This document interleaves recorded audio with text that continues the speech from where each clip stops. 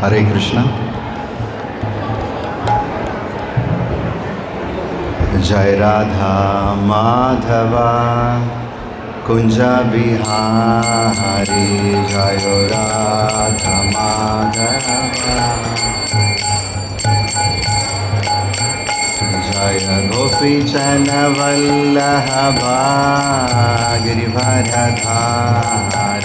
जय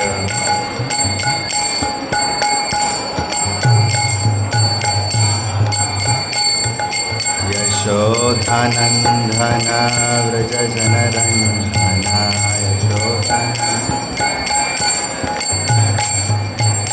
यशोधनन्दन व्रज जनरञ्जन,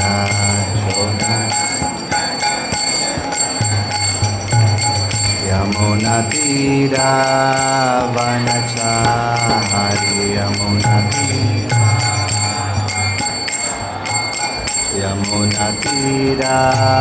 वनचारी,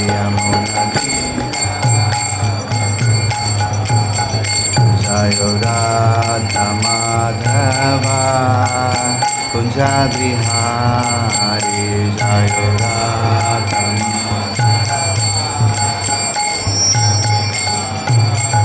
जय गोपीचन वल्लभा गिरिवरधारी, जय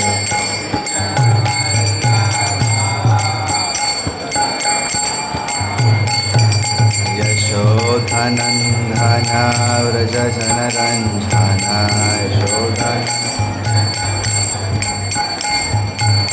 यमुनातीरा वनचारी, यमुनातीरा।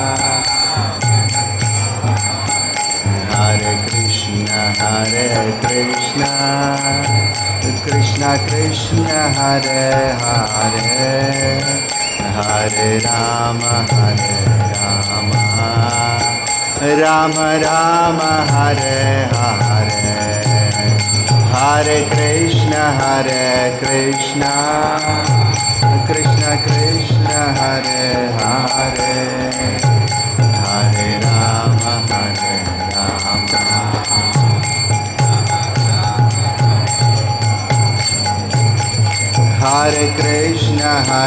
कृष्ण कृष्ण कृष्ण हरे हरे, हरे राम राम राम हरे हरे, हरे कृष्ण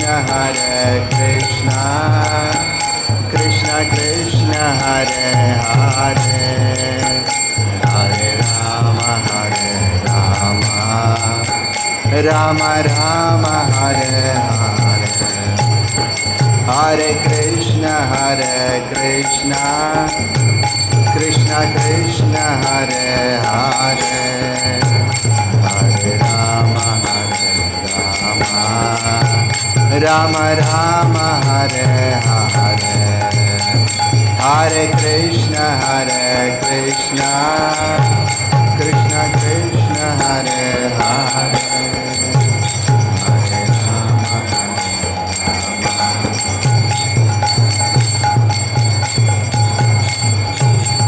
जय राधा माधव राधा माधव राधे, जय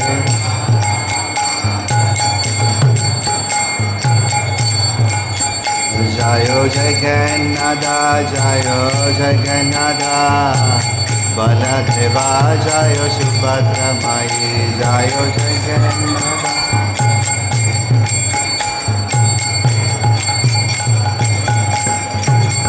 जय नरसिंहदेव, जय नरसिंहदेव, नरसिंहदेव जय नरसिंहदेव, जय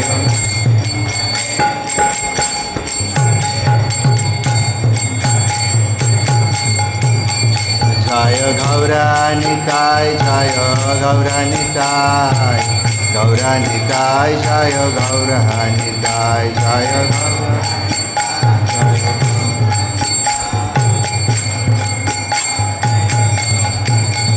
जय पंचतत्वा, जय Panchatattva Panchatattva Jayo Panchatattva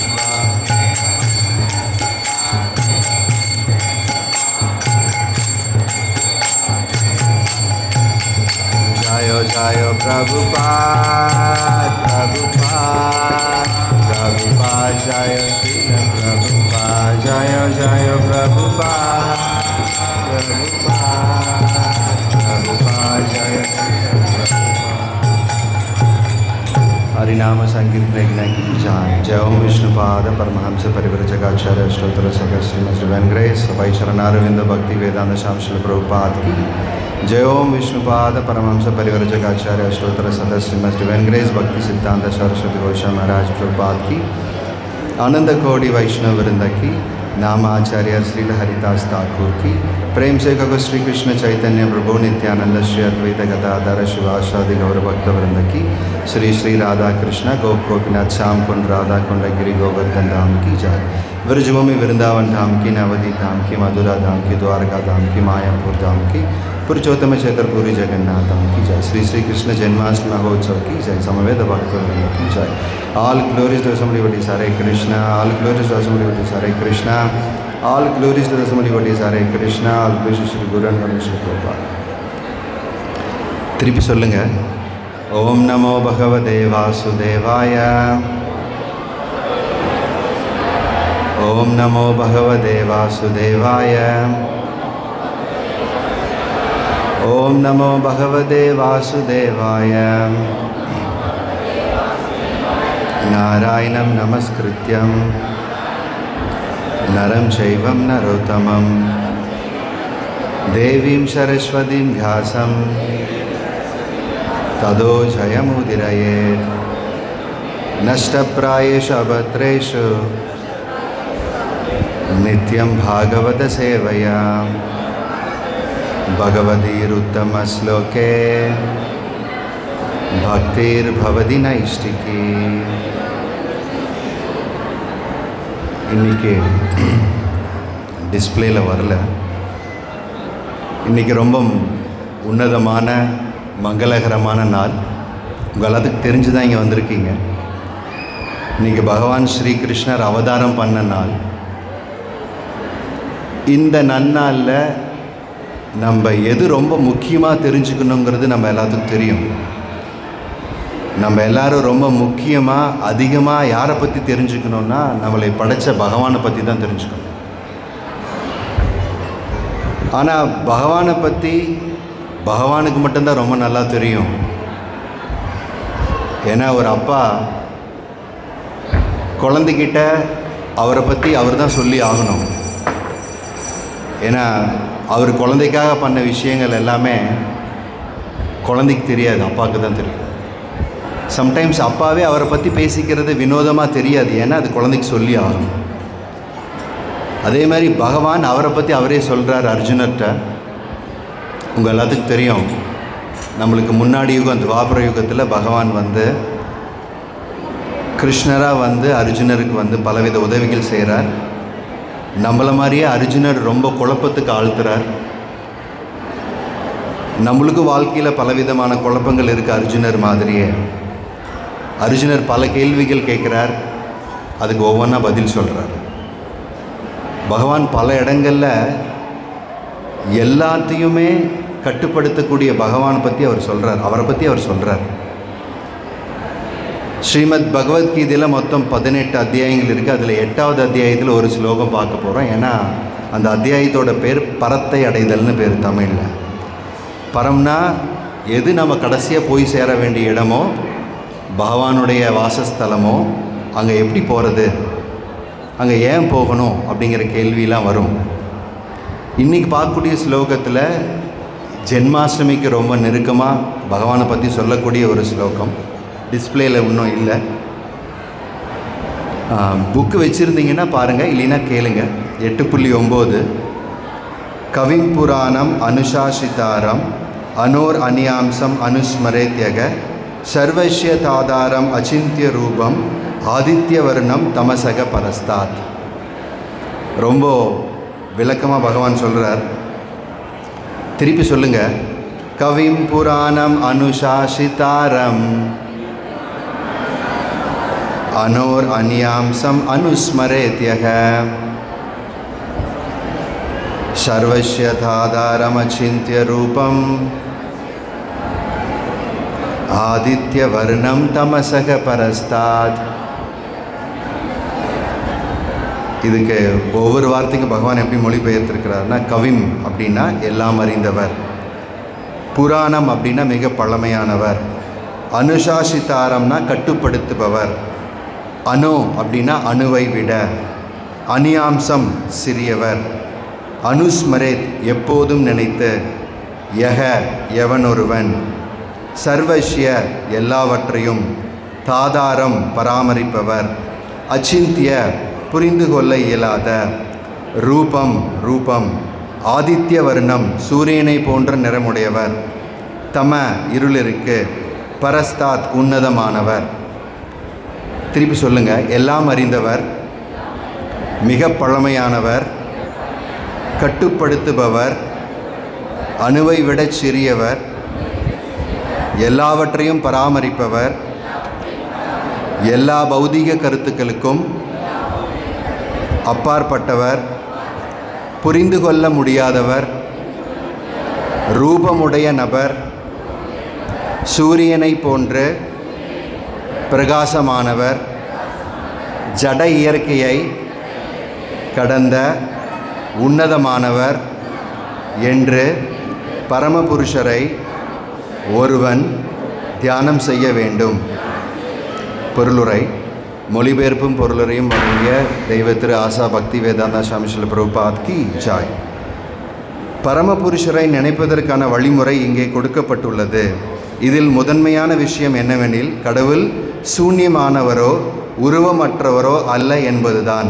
உருவமற்ற சூன்யத்தினை எவரும் தியானம் செய்ய முடியாது, அது மிகவும் கடினமானதாகும். ஆனால் கிருஷ்ணரை தியானிக்கும் முறை மிகவும் எளிதானது என்று இங்கே தெளிவாக கூறப்பட்டுள்ளது.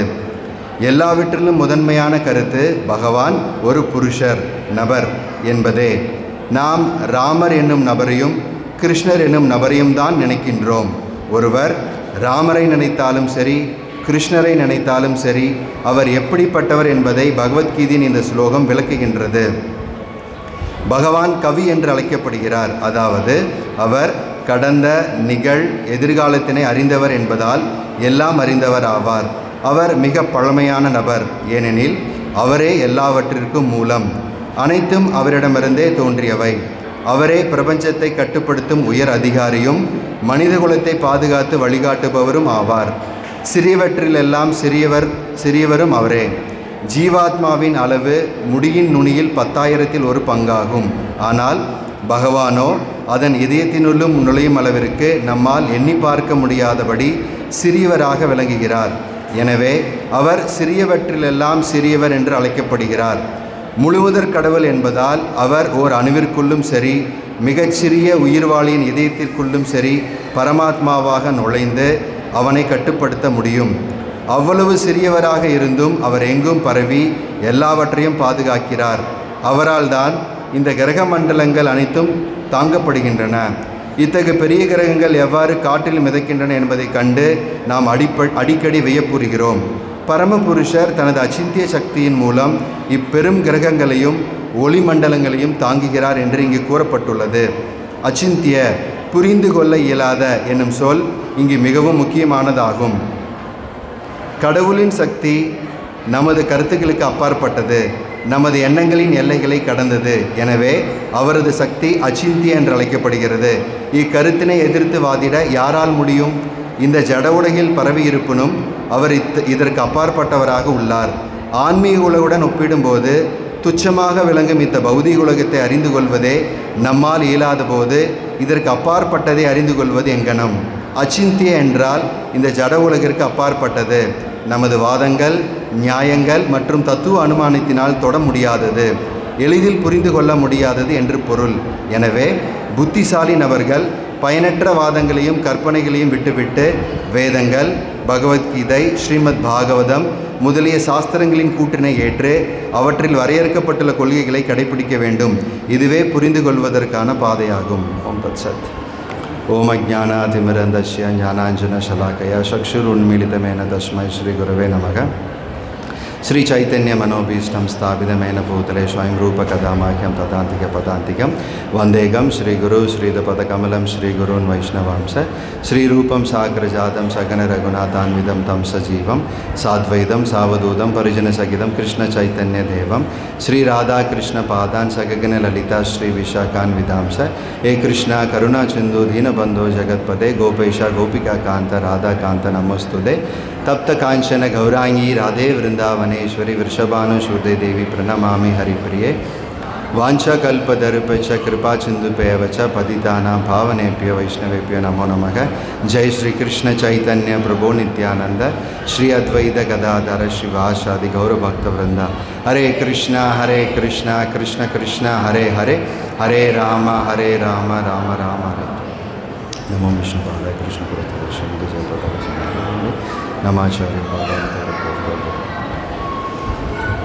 இந்த ரொம்ப நல்லா இல்லை பகவத்கீதை கேட்க வந்திருக்கவங்க எல்லாத்துக்கும் ரொம்ப நன்றி. நம்ம வாழ்க்கையில் உங்கள் எல்லாத்துக்குமே கடவுள் மேலே ஒரு பிரியம் நம்பிக்கை இருக்கங்காட்டி தான் நம்ம எல்லோரும் இங்கே வந்திருக்கோம். நம்ம எல்லோரும் வந்திருக்கோம். ஆனால் இந்த ஸ்லோகத்திலேருந்து நம்ம என்ன தெரிஞ்சுக்கணுன்னா, நம்மளுக்கு எவ்வளோ கடவுள் பற்றி தெரியும்னு நம்ம தெரிஞ்சுக்கணும். பொதுவாக ஜனங்க யாராவது ஒருத்தர் பற்றி தெரிஞ்சுக்கணுன்னு ஆசைப்படுவாங்க. இந்த உலகத்தில் எல்லாருமே நிறைய தெரிஞ்சுக்கணுன்னு ஆசைப்படுவாங்க. நம்ம வாழ்க்கையில் நம்ம நிறையா தேவையில்லாதது தான் தெரிஞ்சுக்கிறோம். ஏன் அப்படின்னா, நம்ம எல்லாத்துக்கும் தெரியும், ஸ்தாபகாச்சாரியர் கூட ஒரு இடத்துல எழுதியிருக்கார், பொதுவாக ஜனங்களுக்கு கடவுள் பெரியவர்னு தெரியும், ஆனால் எப்படி பெரியவர்னு தெரியாதுன்னு சொல்கிறார். அது ரொம்ப முக்கியம். ஏன்னா இந்த ஸ்லோகத்தில் பாருங்கள் 8.9 ஃபஸ்ட் எடுத்துனி முதல் வார்த்தையே எல்லாம் அறிந்தவர்னு ஒரு வார்த்தை இருக்குது. பகவானுக்கு எல்லாம் தெரியும்னு நான் தெரிஞ்சுக்கிட்டேன்னா நான் பகவான்கிட்ட போய் எதுவும் தெரியப்படுத்த மாட்டேன். அங்கேயே நம்மளுக்கு பகவானுக்கு சரியாக தெரியாதுன்னு நம்ம நினைக்கிறோம். இது ரொம்ப ரொம்ப முக்கியமான ஸ்லோகா, நல்லா கவனிக்கணும். எல்லா ஸ்லோகங்களுமே முக்கியமானது தான். இந்த ஜென்மாஷ்டமியில் நம்ம இதை ரொம்ப எடுத்துக்கிறதுக்கு முயற்சி பண்ணணும். பகவானுக்கு எல்லாம் தெரியும்னு நம்மளுக்கு தெரியாததுனால தான் நம்ம பகவானுக்கு அட்வைஸ் கொடுக்குறோம். ஒரு மூத்த பக்தர் சொல்கிறார், நம்ம எல்லாம் அட்வைசர் டிவோட்டியாக இருக்கிறோங்கிறார். ஆலோசனை கொடுக்குறோம் பகவானுக்கு போய். ஓ கடவுளே, ஓ கிருஷ்ணா, என் லைஃப்பில் இதெல்லாம் நடக்க போகுது, கொஞ்சம் இது மாதிரி செய், அது மாதிரி செய். இது அதிக பிரசங்கித்தனமான விஷயம்னு சொல்லப்படுது. இது நம்ம நல்லா கவனிக்கணும். நம்ம கடவுளுக்கு எல்லாம் தெரியும்னா என் வாழ்க்கையில் நடந்த கஷ்டம் தெரியும், எனக்கு என்ன நடக்க போகிறதுன்னு தெரியும். இந்த ஸ்லோகத்தோட முதல் வார்த்தையே நம்மளுக்கு நிறையா தெரிஞ்சுதுன்னா, புரிஞ்சுதுன்னா நம்ம அமைதியாக இருப்போம். கடவுளுக்கு எல்லாம் தெரியாதுன்னு நினச்சி தான் நான் ரொம்ப பல பிளான் போடுறோம். நம்ம உலகமே பல பிளான் போடுது. அப்போனா உலகத்தில் பெயரளவு தான் கடவுள் நம்பிக்கை இருக்குதுன்னு ஆச்சாரியர்கள் எழுதுகிறாங்க. தீவிர நம்பிக்கை இல்லை. இந்த உலகத்தில் தீவிர நம்பிக்கை இருந்தால் உலகத்தில் பிரச்சனையே வராதுன்னு பல இடங்கள் எழுதப்பட்டிருக்கு. உலக பிரச்சனையை அப்புறமேட்டு பார்ப்போம், முதல்ல நம்ம பிரச்சனையை பார்ப்போம். நம்ம பிரச்சனை என்னென்னா, நம்ம எல்லாத்துக்கும் தெரியும் நம்மளுக்கு பிரச்சனை இல்லையா அப்படின்னு கேட்டால், நான் உங்களை சும்மானாச்சும் கேட்குறேன், யாரும் கை தூக்காதீங்க. இங்கே யாராவது பிரச்சனை இல்லாமல் இருக்கீங்களான்னு சொன்னால் நம்ம கை தூக்குவோமான்னு யோசிக்கணும். குழந்தைங்க கூட கை தூக்க மாட்டாங்க, ஏன்னா அவங்களுக்கு நாளைக்கு ஹோம்ஒர்க் இருக்குதுன்னு நினைப்பாங்க. இன்றைக்கி ஜென்மாஷ்டமி லீவு, இன்னும் மண்டபத்திலே இருக்காங்க, எப்போ வீட்டுக்கு போகிறது, நான் எப்போ ஹோம்ஒர்க் எழுதுறது, அவங்களுக்கு பிரச்சனை இருக்குது. சின்ன பிஸ்னஸ் பண்ணுறவங்கலேருந்து பெரிய தொழில் பண்ணுறவங்க வரைக்கும் அவங்கவுங்க லெவலுக்கு பிரச்சனைகள் இருக்குது. நிம்மதியாக 100% நான் இருக்கிறேங்க, கொஞ்சம் சைடில் வாங்க, நான் நிம்மதியாக தான் இருக்கேன், நான் எழுதி கொடுக்குறேன்னு யாரும் வரமாட்டாங்க. நம்மளுக்கு அந்த அளவுலாம் நிம்மதி கிடையாது. ஏன் நிம்மதி கிடையாதுன்னா, என் வாழ்க்கையில் நான் எதை தெரிஞ்சுக்கணுமோ அதை தெரிஞ்சுக்கிறதுக்கு நம்ம முயற்சி பண்ணுறது இல்லை பேரளவு இருந்தால் போதும்னு நினைக்கிறேன். கோயிலுக்கு போனால் போதுங்க, சுண்டல் கொடுத்தா போதும், முடிஞ்சுது பக்தி நம்ம நிறையா நினச்சிக்கிறோம். நம்ம பட் ஜென்மாஷ்டமி அன்றைக்கி நம்ம நல்லா தெரிஞ்சுக்கணும், ஆன்மீகம் பக்தினா கடவுள் சொல்கிறபடி கேட்குறது தான் அது ஆன்மீகம். இதை எப்படி புரிஞ்சுக்கிறது, ஒரு உதாரணம் கொடுங்களேன் அப்படின்னா, நம்ம எப்படி பொதுவாக இருப்போம்னா, வெளிப்படையாக சில அலங்காரங்கள் பண்ணுறதுனாலே நான் பக்தி பண்ணுறேன்னு நம்ம நினச்சிக்கிறதுக்கு வாய்ப்புகள் இருக்குது. பள்ளிக்கூடத்துக்கு போகிற மாணவன் நல்ல அயன் பண்ண ஷர்ட்டை, trouser, shoe, bag, lunch bag எல்லாம் எடுத்துகிட்டு போகிறதுனாலே அவனை நல்ல ஸ்டூடெண்ட்டுன்னு சொல்ல முடியாது இல்லைங்களா? யாரை நல்ல ஸ்டூடெண்ட்டுன்னு சொல்லுவோம்? எந்த மாணவன் டீச்சர் சொல்கிறபடி கேட்குறானோ அவன் தான் நல்ல ஸ்டூடெண்ட். நம்ம நல்ல மனிதர்களாக நல்ல வாழ்க்கை வாழ்கிறவான்னு எப்படி தெரிஞ்சுக்கணுன்னா, நான் பகவான் சொல்கிறபடி வாழ்கிறேன்னா இல்லையான்னு தெரிஞ்சுக்கணும். பகவான் சொல்கிறார், நம்ம எல்லாத்துக்கும் சொல்கிறார் அர்ஜுனன் மூலம், நான் தான் எல்லாத்தையும் கட்டுப்படுத்துகிறேங்கிறார். ஆனால் நம்ம எல்லாத்துக்குள்ளேயும் நானும் கட்டுப்படுத்துகிறேங்கிற எண்ணம் இருக்குது, ஆழமாக இருக்குது. அதனால தான் நம்மளுக்கு பிரச்சனை இருக்குது. நம்மளுக்கு ஏன் நிம்மதி இல்லை, நம்மளுக்கு ஏன் எப்போ பார்த்தாலும் ஒரு தொந்தரவு இருக்குது, அப்பாடா ஒரு பெருமூச்சு விட்டால் எப்படி இருக்குமோ அப்படி ஒரு ஃபீல் ஏன் எப்பயுமே இல்லைன்னா, முதல் ரெண்டுலேயே நம்ம அடிபட்டுறோம். பகவான் பற்றி சரியான புரிதல் இல்லை.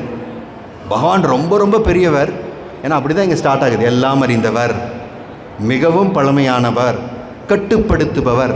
இந்த கட்டுப்படுத்துபவருங்கிறத நான் புரிஞ்சுக்க மாட்டேங்கிறேன், அதான் பிரச்சனை. சரிங்க, நான் புரிஞ்சுக்கணுன்னா என்ன பண்ணணும் அப்படின்னா, ஸோ பல இடங்களில் சொல்லப்பட்டிருக்கு. ஏன்னா ஸ்ரீமத் பாகவத்தில் சொல்லப்பட்டிருக்கு, யஷ்யாம் வை சூரியமானாயாம்.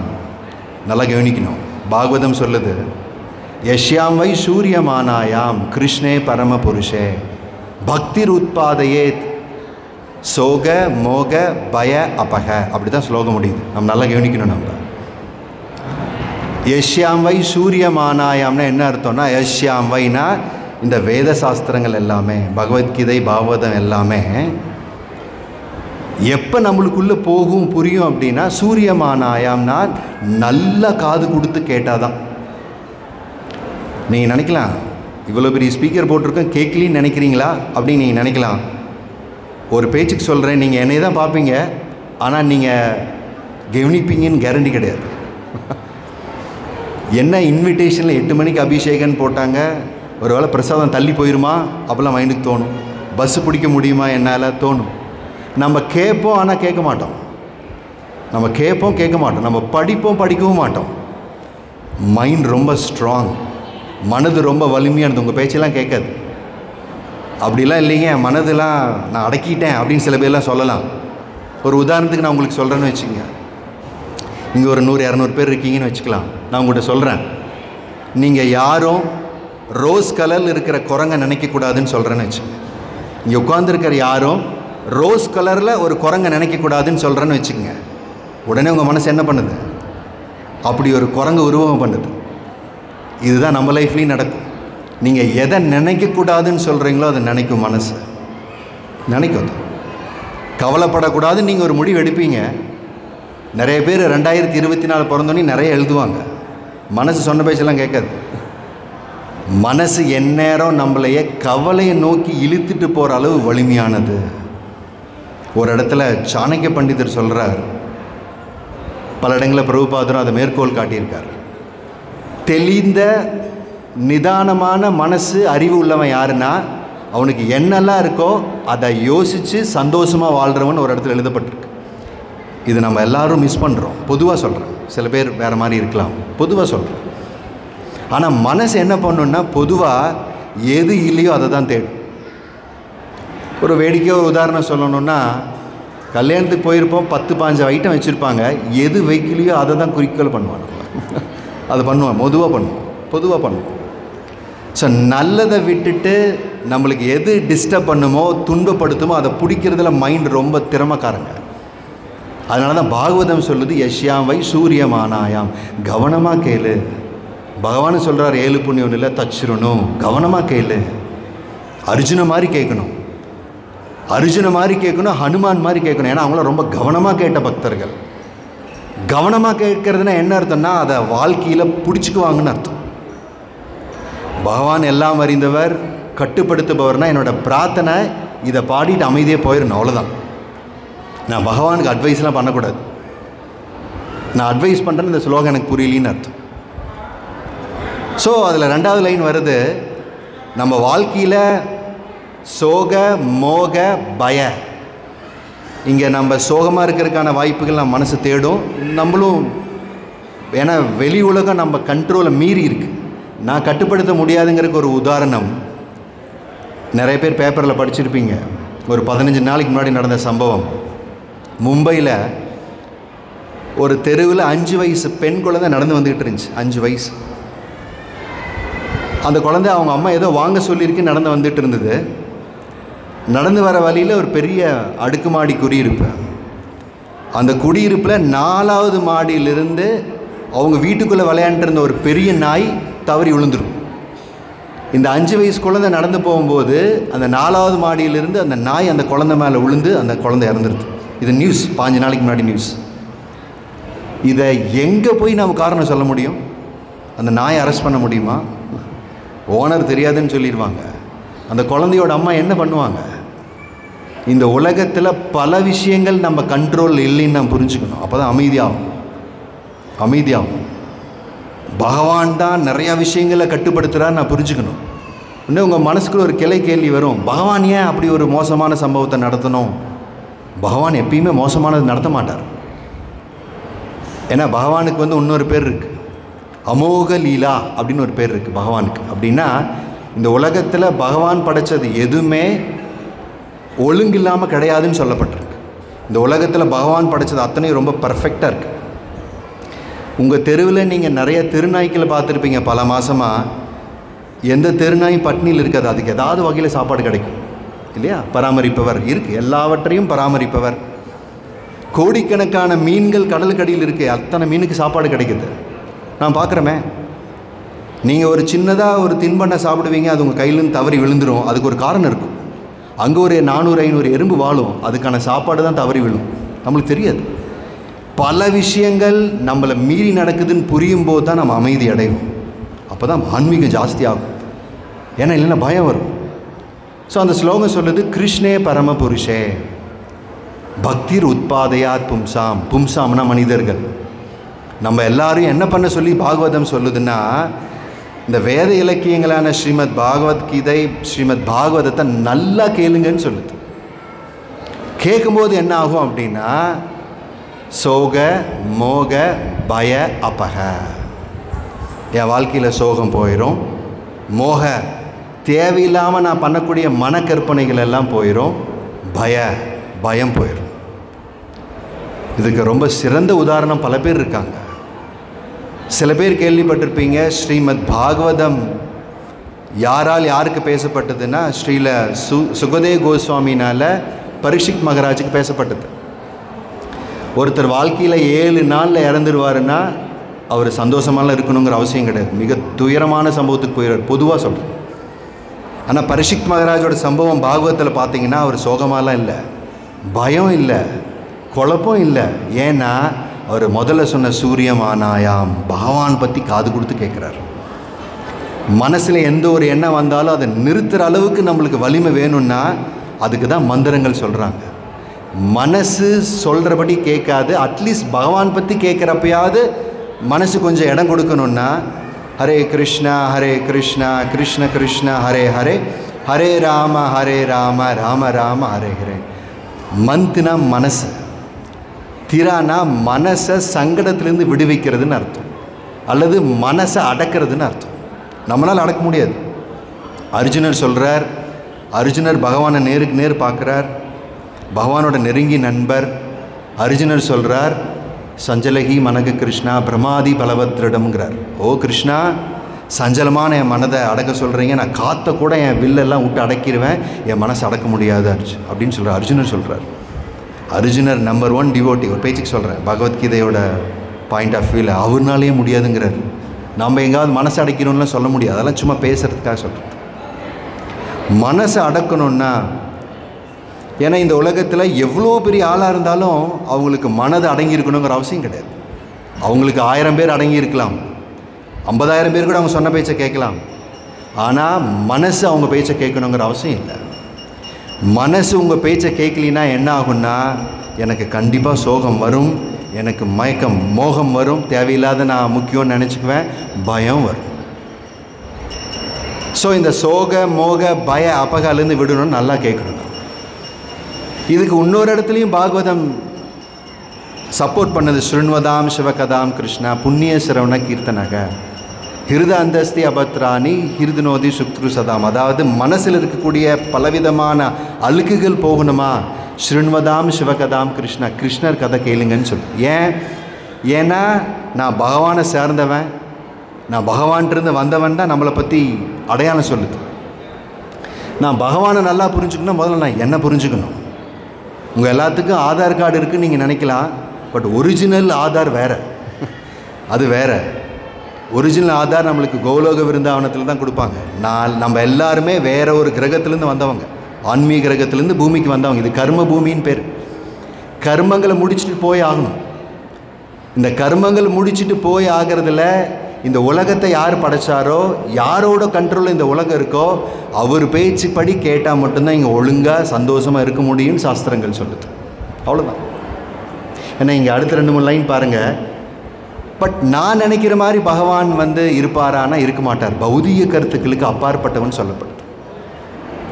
பௌதிக கருத்துக்களுக்கு அப்பாற்பட்டவர், புரிந்து கொள்ள முடியாதவர்.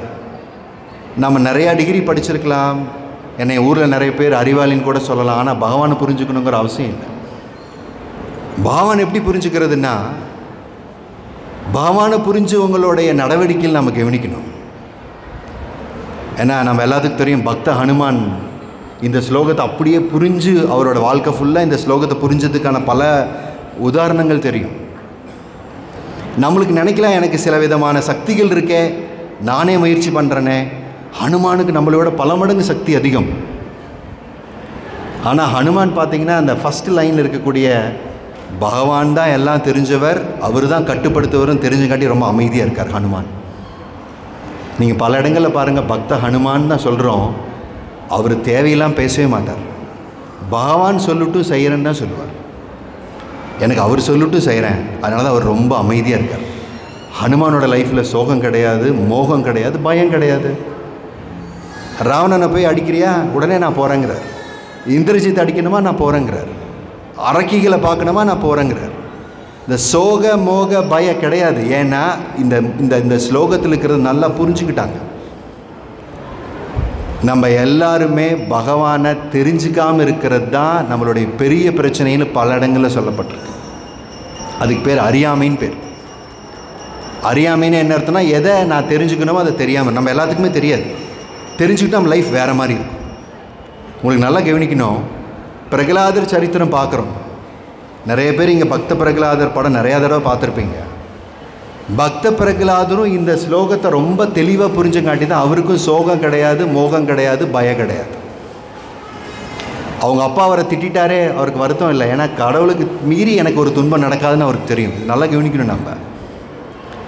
நம்ம வாழ்க்கையில் பல பிரச்சனைக்கு காரணம் என்னென்னா, அதை நான் ரொம்ப தீவிரமாக நானே என்னோடய அறிவை யூஸ் பண்ணி மாற்ற பார்க்குறேன். அதுதான் பிரச்சனை. பகவானோட அறிவு துணை கொண்டு மாற்ற முயற்சிக்கும் போது அது வேறு மாதிரி இருக்கும். அர்ஜுனருக்கு எப்படி நடந்ததோ, கௌரவர்களோட பல சூழ்ச்சி, சகுனியோட பல சூழ்ச்சி, கொஞ்சம் படை தான், கண்டிப்பாக அவங்க தான் ஜெயிப்பான்னு யாரை கூப்பிட்டாலும் சொல்லிடுவாங்க. ஜெயிக்கவே முடியாத பிதாமகர் பீஷ்மர், ஒன்றுமே பண்ண முடியாத துரோணர், சகல சாஸ்திரங்கள் தெரிஞ்ச பல பேர் இருக்காங்களே, கர்ணன், பல பேர் இருக்காங்க. ஆனால் அவங்க எல்லாத்துக்கும் இந்த ஸ்லோகம் தெரியல. அவங்களுக்கு தெரியல இந்த ஸ்லோகம். இந்த ஸ்லோகத்தில் பகவானுக்கு எல்லாம் தெரியும்னு தெரியல, ஆனால் பாண்டவர்களுக்கு தெரிஞ்சது பகவானுக்கு எல்லாம் தெரியும்னு. நம்மளும் பொதுவாக என்ன பண்ணுவோன்னா, மகாபாரதம் நம்மளை படிக்க சொல்கிறாங்க, சின்ன வயசுலேருந்து கதைகளாக கேட்க சொல்கிறாங்க, டிவிலையும் பார்த்துருப்போம். நம்ம துரியோதனனும் அர்ஜுனனும் போய் கிருஷ்ணரை பார்த்த விஷயத்தை நம்ம கேள்விப்படுவோம். ஆனால் பெரும்பான்மையான டைமில் நம்ம துரியோதனனாக தான் இருப்போம்.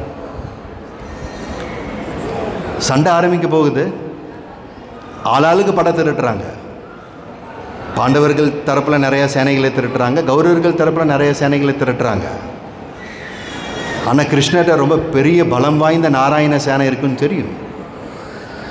உடனே துரியோதனனும் அர்ஜுனனும் கிருஷ்ணரை பார்க்க போகிறாங்க. கிருஷ்ணரை பார்க்குறதுக்கு வெயிட் பண்ணுறா. உங்களுக்கு தெரியும் அந்த கதை, இருந்தாலும் அதோட தாத்பரியம் நம்ம புரிஞ்சுக்கணும்.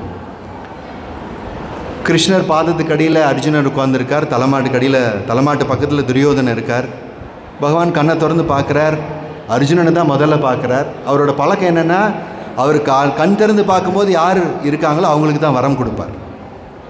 ஆனால் துரியோதனை அர்ஜுனருக்கு முன்னாடியே வந்துட்டங்காட்டி துரியோதனன் அர்ஜுனோட சண்டை போடுறான், கிருஷ்ணர்ட்டையும் சண்டை போடுறான். எனக்கு தான் முதல் உரிமை, அர்ஜுனை விட்டு கொடுத்துட்றாரு.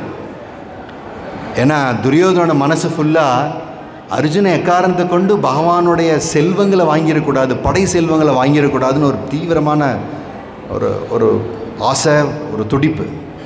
அது பகவானுக்கு தெரியும். ஆனால் அர்ஜுனை அதை பற்றிலாம் யோசிக்கல. அர்ஜுனருக்கு இந்த ஸ்லோகம் ரொம்ப நல்லா தெரிஞ்சுது. அதனால் ரொம்ப சிக்கலான சமயத்தில் கூட அர்ஜுனன் பதட்டமே இல்லை. நம்ம லைஃப்பில் ஏன் பதட்டப்படுறோன்னா, பகவான் பற்றி நம்மளுக்கு நிறைய விஷயங்கள் புரியாததுனால தான் பதட்டப்படுறோம். பதட்டங்கிறது நேச்சராக படுவோம். ஏன்னா நம்மளோட மனசு அப்படி தான் பழகியிருக்கு. மனசை பகவானோட செய்திகளை நோக்கி திருப்புறது தான் ஆன்மீகத்தில் ஒரு முக்கியமான பணி. அப்படியே மனம் போன போக்கில் நிறைய பேர் நம்ம ஊரில் சொல்லுவாங்க, நான் மனசாட்சி படி நடக்கிறேங்கலாம் சொல்லுவாங்க. ஆனால் பகவான் சொல்கிறார், மனசு உன் நண்பன், பழக்கலினா எதிரிங்கிறார். அப்போனா பாருங்கள், அவங்க அப்படிலாம் சரியாக நடக்கலை. மனசாட்சி படி நடந்தாலும் சரியாக இருப்பாங்கன்னு சொல்ல முடியாது. ஏன்னா கிருஷ்ணன் சொல்ல மனசை நம்பாதங்கிறார். சரியான முறையில் பயிற்றுவிக்கப்படாத மனது எதிரின்னு பகவத்கீதை சொல்லுது. ஸோ ரொம்ப நம்ம கேர்ஃபுல்லாக தான் நம்ம லைஃப்பை லீட் பண்ணணும். இந்த உலகத்தில் வாழ்கிறதுக்குன்னு ஒரு முறை இருக்குது. அப்படிப்பட்ட முறை தான் பகவத்கீதை. இதை நான் படித்தே தீரணும்.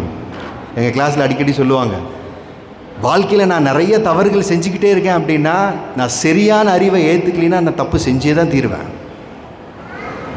ஒருத்தர் சமைக்கவே தெரியலின்னு வச்சுக்கோங்க, சமையலை பற்றி ஒரு அறிவு இல்லை, அவர் பாட்டுக்கு உள்ளே போய் சமைக்கிறேங்கிற பேர் ஒரு போர்வையில் ஏதோ பண்ணார்னா அது யாரும் சாப்பிட முடியாது. அவருக்கு எதை செய்யணுன்னே தெரியாது. அதே தான் நம்ம லைஃப்பில் நிறைய டைம் நாம் பண்ணிடுவோம். என் லைஃப்பில் நான் எங்கே உணர்ச்சி வசப்படணும், நான் எங்கே ஆழ்ந்து யோசிக்கணும், நான் எங்கே அறிவுரைகள் ஏற்றுக்கணும், எங்கே பொறுத்து போகணும், எங்கே எதுக்கணும், இதுதான் நம்மளுடைய முக்கியமான ஒரு ப்ராப்ளமாக இருக்குது. நிறைய பேர் எவ்வளோ அனுபவம் வாய்ந்தவளாக இருந்தாலும், எவ்வளோ படிச்சிருந்தாலும் நம்ம லைஃப்பில் கொஞ்ச நாளுக்கு அப்புறம் நம்ம சொல்லுவோம், நான் இப்படிலாம் பண்ணியிருக்கக்கூடாதுங்கிற வார்த்தை நம்ம லைஃப்பில் பல இடங்களில் நம்ம சொல்லுவோம். ஏன் சொல்கிறோன்னா, என்னோட அறிவு, ஏன்னா எனக்கு 4 குறைபாடுகள் இருக்குதுன்னு சாஸ்திரம் சொல்லுது. அது என்ன 4 குறைபாடுகள் அப்படின்னா, நான் கண்டிப்பாக தப்பு செய்வேன், என்னோடய புலன்களுக்கு அந்தளவு அறிவு கிடையாது, நான் ஏமாற்றவும் படுவேன். இதுதான் அந்த 4 குறைகள். இந்த 4 குறை உள்ள நம்மளை சொல்லி கொடுக்குது பாருங்கள். நம்மளைய பொதுவாக நம்ம எல்லாத்துக்கும் ஒரு மனப்பான்மை உண்டு, நம்மளுக்கு எல்லாம் தெரியுங்கிற ஒரு எண்ணம் நம்மளுக்குள்ளே உண்டு. நம்ம அது இல்லைன்னு சொல்ல முடியாது. நம்ம ஈகோ டச் பண்ணாத வரைக்கும் நம்ம மற்றவங்க சொல்கிறத கேட்போம், ஈகோ டச் பண்ணிட்டா கேட்க மாட்டோம். ஏன்னா எனக்கு தெரியுங்கிற எண்ணம் இருந்து. ஆனால் ஹனுமானோ அர்ஜுனரோ அதிலிருந்து வெளியே வந்துட்டாங்க. அந்த அகங்காரம் கிடையாது. நான் பகவத்கீதை படித்தா மட்டும்தான் எனக்கு தெரியும் எனக்கு ஏன் துன்பம் வருதுன்னு எனக்கு தெரியும், அந்த துன்பம் ஏன் வருதுன்னு எனக்கு தெரியும். பகவத்கீதை படிக்கிறவங்களுக்கும் படிக்காதவங்களுக்கும் என்ன வித்தியாசம்னா, பகவத்கீதை படித்தா அந்த துன்பத்தை நான் எப்படி கையாளுறதுங்கிற அறிவோடு இருக்கிறதுனால அந்த துன்பத்தினால் நான் பெரிதாக பாதிக்கப்பட மாட்டேன். இது நல்லா புரிஞ்சுக்கணும். நம்ம முதல் 2 லைனே பெரிய சந்தோஷத்தை கொடுத்துருமே.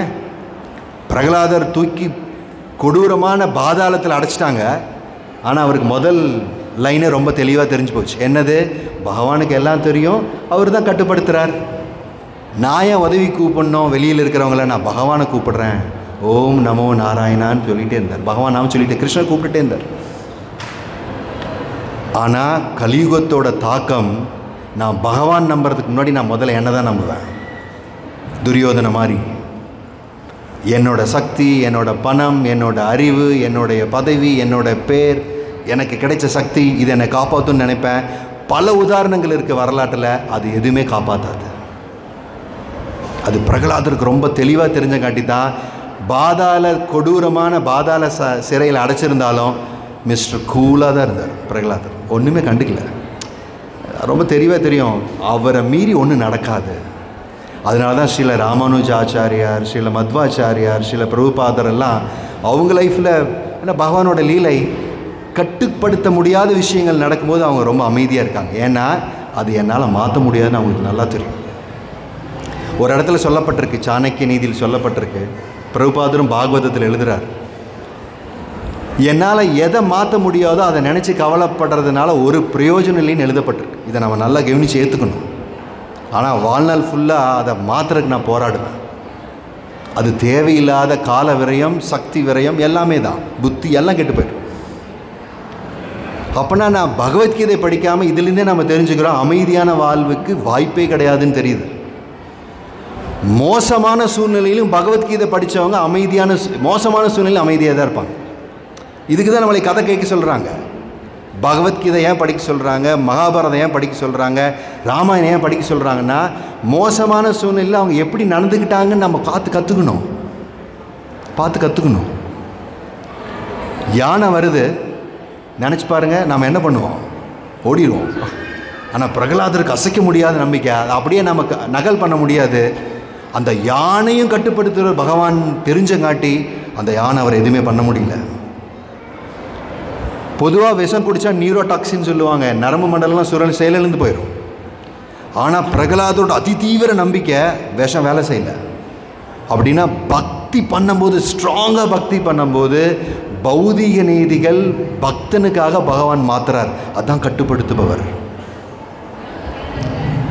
என்ன செய்யணும் கடைசியிலன்னா, அவரை தெரிஞ்சுக்கிறதுக்கான விஷயங்களை என் வாழ்க்கை ஃபுல்லாக செஞ்சால் போதும், வேறு எதுவும் செய்ய தேவையில்லைன்னா எனக்கான கர்மானுசாரம் என்னோடய கடமைகள் நான் செய்யணும். வேலைக்கு போகிறேன்னா போகணும், குழந்தைங்களை பார்த்துக்கணும். மற்றபடி தேவையில்லாத மனக்கற்பனை பண்ண தேவையில்லை. இதை நான் புரிஞ்சுக்கணும். இல்லைன்னா நம்ம ஆன்மீகத்தில் இருப்போம், ஆனால் இல்லைன்னு சொல்லப்படுது. வெளிப்புறமாக ஆன்மீகம் பண்ணும்போது, சம்பிரதாயத்துக்காக சடங்குக்காக பண்ணும்போது அந்த அமைதி கிடைக்கிறதுக்கான வாய்ப்புகள் இல்லைன்னு தான் ஆச்சாரியர்கள் சொல்கிறாங்க. நிறைய பேர் சொல்லுவாங்க, போய் சிலக்கு நீங்கள் கேள்விப்பட்டிருப்பீங்க, பல கோயிலுக்கு போயிட்டு வந்தாங்க, என் கஷ்டமே தீரலிங்க. ஆனால் கோயிலுக்கு போயிட்டு வந்தோம், கடவுள் சொல்கிற மாதிரி கேட்குறமான்னு கேட்கும். கிருஷ்ணர் சொல்கிறார், கஷ்டம் வந்தால் தாம்ஸ்திக்ஷ பாரதா, பொறுத்துக்கோ பாரதா, அர்ஜுனா பொறுத்துக்கோ, எனக்கு தெரியும் உனக்கு எப்போ அந்த கஷ்டத்தை எடுக்கணும்னு. இல்லைன்னா துரியோதனை மாதிரி பகவானே பார்த்தாலும், ஓ பகவானே, அர்ஜுனன் சொல்கிறார், நீங்கள் மட்டும் இருந்தால் போதும், ஏன்னா உங்களுக்கு எல்லாமே தெரியும். அது அர்ஜுனோட மூடு. இல்லை என் சக்தினால் நான் எல்லாத்தையும் மாற்றிடுவேன், உங்களோட படம் எனக்கு கொடுங்கிறது துரியோதனனோட மூடு, துரியோதனோட மனப்பான்மை. நம்மளும் இந்த பௌதிக உலகத்தை காட்டில், அதை நம்ம அப்படி தான் பழகியிருக்கோம் ரொம்ப வருஷமாக. இந்த பௌதிக உலகத்தோட சக்திகள் பல விதத்தில் என்னை காப்பாற்றணும்னு நான் தன்னிச்சையாக முடிவு பண்ணுறது தான் பிரச்சனை. இன்றைக்கி ரொம்ப மங்களகரமான நாள், ஸ்ரீ கிருஷ்ண ஜென்மாஷ்டமி நாள் அன்றைக்கி இதை நான் புரிஞ்சு எடுத்துக்கணும். ஏன் அப்படின்னா சொல்லப்பட்டிருக்கு, பாகவதத்தில் சொல்லப்பட்டிருக்கு, ஏன்னா பல இடங்களில் சொல்லப்பட்டிருக்கு. நம்மளோட பிரச்சனைக்கு என்ன காரணம் அப்படின்னு சொல்லப்பட்டிருக்குன்னா, ஆத்மனக கவையோ விதுக அப்படின்னு ஒரு வார்த்தை இருக்குது. அதாவது பிரசங்கம் ஆஜரம் பாசம் அப்படி தான் ஆரம்பிக்குது. பிரசங்கம் ஆஜரம் பாசம், ஆத்மனக கவையோ விதுக. பிரசங்கம் ஆஜரம் பாசம், பாசம் நம்ம எல்லாத்துக்கும் தெரியும், ரொம்ப பிணைப்பு. பிரசங்கம் ஆஜரம்னா என்னை சுற்றி இருக்கக்கூடிய தேவையில்லாத விஷயங்கள் மேலே நான் ரொம்ப அதிக பிணைப்பு வச்சுருக்கேன், தேவையில்லாத அதிக பிணைப்பு வச்சுருக்கேன். பிரசங்கம் ஆஜரம் பாசம். ஆத்மனக கவையோ விதுக, ஆத்மாவை அதுதான் கட்டுப்படுத்தி போட்டு இம்சை பண்ணுதுன்னு பாகவதம் சொல்லுது. இதுலேருந்து எப்படி நான் விடுபடுறது அப்படின்னா, சாயேவ சாதுஷு கிருத்தோ, அது பாகவதம் நம்மளுக்கு ஆன்சர் பண்ணு. சாயேவ சாதுஷு கிருத்தோ மோக்ஷத்வாரம் அபாவிருத்தம். ஸோ நம்ம வாழ்க்கையில் நம்ம தேவையில்லாத விஷயங்கள் மேலே நான் தேவையில்லாத ஒரு பிணைப்புகளாகட்டும், தேவையில்லாத என்னுடைய மொத்த விஷயத்தையும் அது மேலே திணிக்கக்கூடாதுன்னு பாகவதம் சொல்லுது. எது தேவையோ, உண்மையாலுமே நம்மளுக்கு எது தேவைன்னு பகவத்கீதை படித்தா தான் தெரியும், இல்லை நம்மளுக்கு தெரியாது. தேவையில்லாத தேவைன்னு நினச்சிக்கோங்க. ஸ்ரீ ஸ்ரீ ராதா ராசபிகாரி கி ஜெய், கௌரணிதா கி ஜெய், ஸ்ரீல பிரபுபாத் கி ஜெய். சொல்லுது பாருங்க, பிரசங்கம் ஆஜரம் பாசம், ஆத்மனக கவையோ விதுக. கவையோன்னா படித்தவங்க யாருன்னா ரிஷிகள், ஆச்சாரியார்கள், இவங்கெல்லாம் படித்தவங்க. அவங்களுக்கு நல்லா தெரியுது ஆத்மா நம்ம எல்லாத்துக்கும் என்ன பிரச்சனைனா ஆஜரம், அதாவது ரொம்ப ஸ்ட்ராங்காக எது தேவையில்லாத மேலே நம்ம போடுறதுனால தான். அதை கொஞ்சம் திருப்ப சொல்கிறாங்க. சாயேவ சாதுஷு கிருத்து, சாதுக்கள், ஆச்சாரியார்கள், பக்தி வேதாந்த சாமி பிரபுபாத் நிறைய புத்தகங்கள் வெளியில் விற்பனைக்கு வச்சுருக்காங்க. அதெல்லாம் சாதுக்கள் எழுதிய புத்தகங்கள், ரிஷிகள் எழுதிய கொடுத்ததெல்லாம் உள்ளே போட்டிருக்காங்க. அந்த வாக்கியங்கள் மேலே கவனத்தை திருப்புன்னு சொல்லுது. திருப்புனா என்ன ஆகும்? மோக்ஷ துவாரம் அபாவிருத்தம், நம்ம எல்லாத்துக்கும் விடுதலை நிச்சயம்னு சொல்லப்படுது. நம்ம லைஃப்பில் ஹரே கிருஷ்ணா. எது மேலே நான் கவனத்தை செலுத்தணுங்கிறத நான் பகவத்கீதை பாகவதம் படிக்கலினா தேவையில்லாத மேலே நம்ம கவனத்தை செலுத்துவேன். இது ரொம்ப கவனிக்கணும். நம்ம எப்படி உங்கள் எல்லாத்துக்கும் தெரியும், துரியோதனன் பாருங்கள் எனக்கு படை இருந்தால் போதுனார். ஆனால் அர்ஜுனர் கேட்டார் நீங்கள் இருந்தால் போதுன்னு சொல்கிறார். நீங்கள் இருந்தால் போதும், உங்களுக்கு தெரியும் எவ்வளோ படை என்ன பண்ணணும்னு சொல்லி. ஹனுமான் எப்பயுமே ரொம்ப அமைதியாக இருப்பாராம். அவர் நினச்சா எவ்வளோ பெருசாக வேணாலும் ஆகலாம், எவ்வளோ வேணால் ஜம்ப் பண்ணலாம், எப்படிப்பட்ட சேவைகள் வேணால் செய்யலாம். ஆனால் ஹனுமான் என்ன நினைக்கிறார், அவருக்கு தெரியும் எனக்கு என்ன கொடுக்கணும் எனக்கு என்ன கொடுக்கக்கூடாதுன்னு சொல்லி அமைதியாக இருக்கார். அதனால தான் ஹனுமான் எப்பயும் அமைதியாக இருக்கார். நம்ம இதெல்லாம் பார்க்கும்போது நம்ம என்ன எடுத்துக்கணும், ஓகே இதை நான் நல்லா புரிஞ்சுக்கணும்னு நான் புரிஞ்சுக்கணும், நல்லா புரிஞ்சுக்கணும்னு நான் புரிஞ்சுக்கணும்.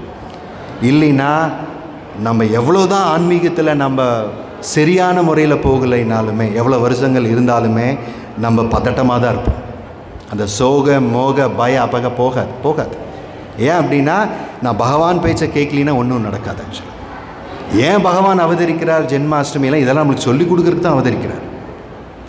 பரித்ராணாய சாதுனாம் தெரியும் நம்மளுக்கு, விநாசாய துஷ்கிருதாம்.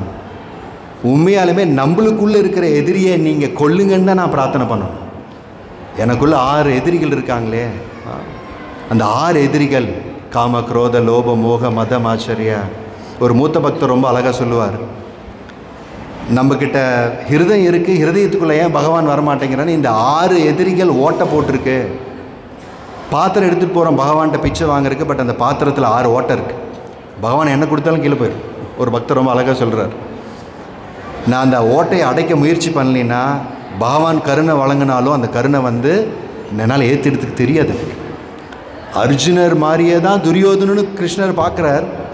துரியோதனுக்கு பகவான் தெரிஞ்சிருந்தாருன்னா அவர் நீங்கள் மட்டும் போதுன்னு சொல்லியிருப்பார். அவருக்கு தெரியல. நம்மளுக்கும் பகவானு சரியாக தெரியல. நான் பகவத்கீதையோ பாகவதமோ பக்தி இலக்கியங்களோ ஆழ்ந்து படிக்க மாட்டேன் அப்படின்னா நம்மளுக்கு தெரியாமல் போயிடும். தெரியாமல் போகிறதுனால தான் நான் என்ன பகவான்கிட்ட வேண்டணும்னு தெரிய மாட்டேங்குது. ஸோ நம்ம வாழ்க்கையில் ரொம்ப ஒரு மகிழ்ச்சியான தருணமோ ஒரு பர்ஃபெக்டான தருணமோ அமைய பெறணும்னா இதெல்லாம் நான் சரியாக புரிஞ்சுக்கணும். இன்னொன்று இந்த ஸ்லோகத்தில் பகவானோட வர்ணனைகளும் கொடுக்கப்பட்டிருக்கு. ஏன்னா பகவான் பாருங்கள், ஆதித்ய வர்ணம் அச்சிந்திய ரூபம். பல இடங்களில் பொருளுரை படித்தோம். பிரபுபாத் ரொம்ப அழகாக எழுதுகிறார், நீங்கள் போய் கிருஷ்ணர் முன்னாடி நீங்கள் பிரார்த்தனைகள் பண்ணுவீங்க, வழிபடுவீங்க, அவருடைய ரூபம் எப்படிப்பட்டதுன்னு சொல்லப்பட்டிருக்கு. ரொம்ப அழகான ரூபம், புரிஞ்சு கொள்ள முடியாத ரூபம். அப்படிப்பட்ட பகவான் எதுக்கு இங்கே வராருன்னா நம்ம எல்லாரும் அவரை வேண்டான்னு சொல்லிட்டு தான் இங்கே உட்காந்துருக்கோம். அதுதான் உண்மை. நம்மளோட ஒரிஜினல் ஆதார் ஐடி என்னென்னா, எனக்கு அந்த வைகுண்டம் வேண்டாம், பகவான் இருக்கக்கூடிய கோலோக விருந்தவன் வேண்டான்னு சொல்லிட்டு வந்தவங்க நம்ம எல்லாருமே. பகவான் வேண்டாம், நானே இங்கே இருந்துக்கிறேன், நான் கொஞ்ச நாள் அனுபவிக்கிறேன் அப்படின்னு நினச்சங்காட்டி தான் இந்த பூமியில் நம்மளை எல்லாம் அனுப்பிச்சிருக்காங்க. இது நம்மளை புரிஞ்சுக்கணும். இந்த வெறுமனே பகவானை பற்றி புரிஞ்சுக்க நான் முயற்சி பண்ணாலும் அவரோட கருணையெல்லாம் புரிஞ்சுக்க முடியாது. ஒரு பக்தர் அழகாக சொல்லுவார், சில பேர் நினைக்கலாம் நான் பகவத்கீதை ரொம்ப வருஷமாக வச்சுருக்கேன், நானே படிச்சுக்குவேங்க அப்படின்னா பக்தர்களோட கருணை இருந்தால் தான் புரியும். உதாரணத்துக்கு எனக்கு தமிழ் படிக்க தெரியும், இங்கிலீஷ் படிக்க தெரியுங்கிறதுக்காக நான் ஒரு இன்ஜினியரிங் புக் எடுத்து படித்து புரிஞ்சிக்க முடியாது. ஒரு டாக்டருக்கு இருக்கிற புக் எடுத்து எனக்கு இங்கிலீஷ் படிக்க தெரியும்னு புரிஞ்சிக்க முடியாது. அதே மாதிரி பகவத்கீதை பக்தர்களோட கருணை இருந்தால் தான் புரியும். ஸோ நான் பகவான்கிட்ட பிரார்த்தனை பண்ணுற மாதிரி நான் ஆச்சாரியாட்டையும் பிரார்த்தனை பண்ணணும். ஏன்னா இந்த ஸ்லோகத்தில் சொன்ன விஷயங்கள் எனக்கு உண்மையாலுமே புரிய மாட்டேங்குது. எனக்கு ரொம்ப தீவிர அறியாமல் இருக்கேன். நான் இந்த ஜென்மாஷ்டமியிலேருந்து பகவான் பற்றி புரிஞ்சுக்கிறதுக்கான விஷயங்களை நான் செய்கிறேன், எனக்கு அந்த வலிமையை கொடுங்க. ஏன்னா இந்த புத்தகம் கையில் இருந்தாலும் நிறைய விஷயங்கள் பரோட்சவாதமாக இருக்கும், மறைஞ்சிருக்கும். அதனால தான் நம்மளை சுத்தப்படுத்திக்கிறதுக்கான பல விஷயங்கள் பண்ணுறோம்.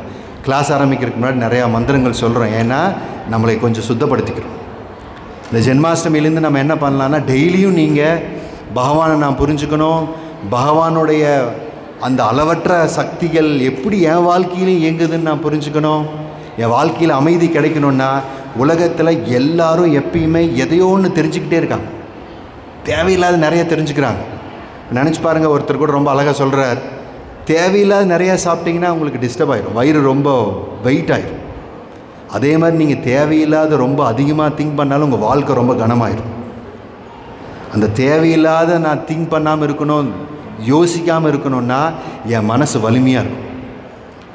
என் மனசு வலிமையாக இருக்கணும்னா அந்த மனசை நான் பகவானுக்கு கொடுக்கணும். பகவானுக்கு எப்படி கொடுக்கணும்? பகவானோட எண்ணத்தில் என் மனசை வச்சுக்கணும். கொஞ்சம் நாளாவது, கொஞ்சம் நேரமாவது. அட்லீஸ்ட் நீங்கள் நிறைய பேர் இன்றைக்கி கோடி நாம யக்ஞத்தில் கலந்துக்கிட்டீங்க. நிறைய பேர்த்துக்கு உள்ளே வரும்போது அந்த கார்டெல்லாம் கொடுத்துருப்பாங்க. ஓ, என் வாழ்க்கையிலேயே என் மனசு என் பேச்சை கேட்கலையா? எஸ், நிறைய கவனிக்கணும். என் பேச்சை தான் மனசு கேட்கணுமா தவிர மனசு பேச்சை நான் கேட்கக்கூடாதுன்னு சாஸ்திரங்கள் சொல்லுது. பட் துரதிருஷ்டவசமாக நம்மளுக்கு ஒரு நாளைக்கு 12,000லேருந்து 60,000 விதமான எண்ணங்கள் உற்பத்தி ஆகுது. சில பேர் சொல்கிறாங்க இன்னும் ஜாஸ்தியாகவே உற்பத்தி ஆகுதுங்கிறாங்க. ரொம்ப ஜாஸ்தியாக உற்பத்தி ஆச்சுன்னா பல வியாதிகள் வந்துடும். தூக்கம் வராது, அல்சர்லாம் உடனடியாக வந்துடும், வரிசையாக எல்லா ப்ராப்ளம் வரும். மனசு தான் ப்ராப்ளம். அந்த மனசை பகவானோட நாமத்தை சொல்லி பகவானோட கதைகள் கேட்டு, ஏன்னா முதல்ல பார்த்தோமே ஹிருதய அந்தஸ்தி அபத்ராணி அப்படின்னு பார்த்தோம். ஹிருதயத்தில் இருக்கக்கூடிய தொந்தரவுகள், அபத்ராணினா தொந்தரவுகள் எப்படி போகும்? பகவான் ஸ்ருண்வதாம் சிவகதாம் கிருஷ்ணா, புண்ணிய சிரவணக்கு, பகவானுடைய புண்ணியம் வாய்ந்த சக்தி வாய்ந்த லீலைகள் கேட்கணும், அவரை பற்றி நான் தெரிஞ்சுக்கணும். இதுக்கு நான் முக்கியத்துவம் கொடுக்கணும். நம்ம காலையில் எந்திரிச்சுனே நம்ம எதுக்கு ரொம்ப முக்கியத்துவம் கொடுக்குறோம் பாருங்கள். இந்த கடந்த 10 வருடங்களாக மாறிடுச்சு. காலைல வந்துருச்சுன்னு நம்ம முதல் செய்யக்கூடிய முதல் வேலை எங்கே என் ஃபோனு அப்படி தான் தேடுறோம். ஏன்னா அது எனக்கு நிறையா முக்கியமான விஷயங்கள் கொடுக்குன்னு நம்புகிறோம். அதை கொஞ்சம் திருப்பணும். அப்படி தான் பாகவதம் சொல்லுது. அது இருக்கட்டும், ஃபோன் எடுத்துகிட்டு போக வேண்டாம்னு யாரும் சொல்லலை. அதுக்கு முன்னாடி என் வாழ்க்கையை என் நாளை ஸ்டார்ட் பண்ணுறதுக்கு முன்னாடி பகவான் என் வாழ்க்கையை எப்படி வாழ்கிறதுக்கு சில விஷயங்கள் கொடுத்துருக்காருன்னு நான் யோசிக்கணும். இதை எல்லோரும் பண்ண மாட்டாங்க. நீங்கள் இங்கே வந்திருக்கீங்களா ஜென்மாஷ்டமிங்களா, ரொம்ப ஸ்பெஷல் தான். நான் பகவானோட காருண்யம் நிறையா கிடைக்கும். ஜென்மாஷ்டமி அன்னைக்கு யார் ஒருத்தர் பகவானோட நாமத்தை கேட்குறாங்களோ, சொல்கிறாங்களோ, பாடுறாங்களோ, பகவானுடைய தத்துவங்களும் அவருடைய கதைகளும் நாமும் எல்லாம் ஒன்று தான். அவங்க லைஃப்பில் பகவானோட கருணை அதிகம் கிடைக்கும். ஸோ நான் என்ன பண்ணோம், கால் எழுந்திரிச்சுன்னு முதல் முக்கியமான விஷயம், இன்றைக்கி நான் ஏதோ ஒரு விஷயம் நான் செஞ்சு தான் ஆகணும். நான் தொழிலோ வியாபாரமோ இல்லை நான் ஒரு வேலைக்கோ, ஒரு குடும்ப பெண்ணாக இருந்தால் குடும்பத்துக்கான பணிகளோ ஏதோ நான் செஞ்சு தான் ஆகணும். அதை செய்கிறதுக்கு முன்னாடி பகவான் சொன்ன விஷயங்கள் நான் படித்து அதுபடி செய்கிறேன்னு நான் ஒரு சங்கல்பம் எடுத்துக்கலாம். தப்பு ஒன்றும் இல்லையே. ஒரு 5 நிமிஷம் நம்ம தேவையில்லாத எத்தனையோ மெசேஜஸ் படிக்கிறோமே, சோசியல் மீடியா எத்தனையோ படிக்கிறோமே, இதுக்கு படிக்கணும்னு என் மனசை நான் உந்தணும். ஆனால் உங்கள் மனசு அதை விரும்பாது. முதல்ல நான் சொன்ன மாதிரி அந்த பிங்க் கலர் குரங்கு நினச்சிக்கிங்கன்னா உங்கள் மனசு நினைக்காது. அதை நினைக்கும். எதை நினைக்க வேண்டாம்னு சொல்லி அதை நினைக்கும். எதை செய்யணும்னு சொல்கிறீங்களோ அதை செய்யாது. அதை பயிற்சி பண்ணுறதுக்கு பேர் தான் பக்தி சாதனான்னு பேர். கொஞ்சமாச்சு நான் இந்த புத்தகத்தில் இருக்கிற மாதிரி விஷயங்களை எடுத்துக்கலை, செய்யலை அப்படின்னா முதல்ல சொன்ன 3 என் வாழ்க்கையில் நிரந்தரமாயிரும். அது என்னென்னா சோக மோக பய. அது போகணுன்னா இதை நல்லா கவனிக்கணும். அப்படி தான் பாகவதம் சொல்லுது. சூரியமானாயாம், நல்லா கேளு, நல்லா படி, நல்லா நாமம் சொல்லு, அவ்வளோதான். இதெல்லாம் அவர் பார்த்துக்குவார். அவர் தான் கட்டுப்படுத்துகிறார், அவர் தான் எல்லாம் தெரிஞ்சுக்கிறார், எல்லாமே அவர் கட்டுப்பாட்டில் தான் இருக்குது. இதை தெரிஞ்சவங்க தான் ரொம்ப அமைதியாக இருக்கக்கூடிய பக்தர்கள். உலகில் அமைதியாக இருக்கிறவங்க யாருன்னா பக்தர்கள் தான் அமைதியாக இருக்க முடியும்னு பல இடங்களில் சொல்லப்பட்டிருக்கு. நம்மளும் சில உதாரணங்கள் பார்த்தோம். பிரகலாதர் ரொம்ப அமைதியாக இருந்தார், ஆஞ்சநேயர் ஹனுமான் ரொம்ப அமைதியாக இருந்தார், துருவ மகாராஜ் அமைதியாக இருந்தார், மேபி அர்ஜுனன் ரொம்ப அமைதியாக இருந்தார், பரீட்சித் மகாராஜ் அமைதி. இதெல்லாம் நம்மளுக்கு நிறைய சொல்லிக் கொடுக்குறாங்களே. ஸோ நம்ம செய்ய வேண்டியது ஒன்று தான். இத்தனை விஷயங்களும் இவ்வளோ ஆச்சரியமான விஷயங்கள் பகவத்கீதையில் இருக்கான இருக்குது. நீங்கள் என்ன சாப்பிடணும், எப்படி சாப்பிட்ணும், எவ்வளோ தூங்கணும், எவ்வளோ கொண்டாட்டங்கள் வச்சுக்கணும், இது எல்லாமே சொல்கிறார் பகவான். அப்படின்னா நம்ம மேலே எவ்வளோ அக்கறை வச்சுருக்கார் பாருங்கள். அவ்வளோ சீக்கிரம் எல்லோரும் நம்மளுக்கு இப்படிலாம் இருங்கன்னு சொல்ல மாட்டாங்க. வாழ்க்கையோட சீக்கிரட் அவ்வளோ சீக்கிரம் யாரும் பகிர்ந்துக்க மாட்டாங்க, பக்தர்கள் தவிர, பகவானை தவிர. ஸோ அதுலேருந்து நாம் தெரிஞ்சுக்கணும் பகவான் எவ்வளோ காருண்யம் வாய்ந்தவர் நாம் தெரிஞ்சுக்கணும். ஸோ நம்மளுக்கு ரொம்ப அதாவது லக்கு, நம்மளுக்கு ரொம்ப அதிர்ஷ்டம். ஏன்னா இப்படிப்பட்ட பகவத்கீதை நம்மளுக்கு வாசிக்கிறதுக்கான சந்தர்ப்பம் இருக்கே. நிறைய பேர் கேட்பாங்க, பகவான் வாழ்க்கையில் எனக்கு என்ன பண்ணிட்டாருங்க, அவர் சொன்னதை படிக்கிறதுக்கான வாய்ப்பு கொடுத்துருக்காரு இல்லையா.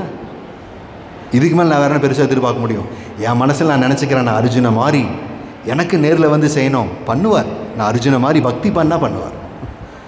பகவத்கீதை இருக்குதே, பகவத்கீதை பகவான் பேசினதே, சாக்ஷாத் பகவான் பேசின புத்தகம். உலகில் கடவுளாக பேசின ஒரு புத்தகம் இதுதான் உலகில். இது ஒருத்தர் வீட்டில் இருந்தால் அவங்க ரொம்ப அதிர்ஷ்டசாலி, புரிஞ்சுக்கணும். ஏன்னா பகவத்கீதை அப்படி தான் கன்க்ளூஷன் கொடுக்குது. எத்திர யோகேஸ்வர கிருஷ்ணோ எத்திர பார்த்தோ தனுர் தரக தத்திர ஸ்ரீர் விஜயோ பூதி துருவ நீதிர் மதிர் மம.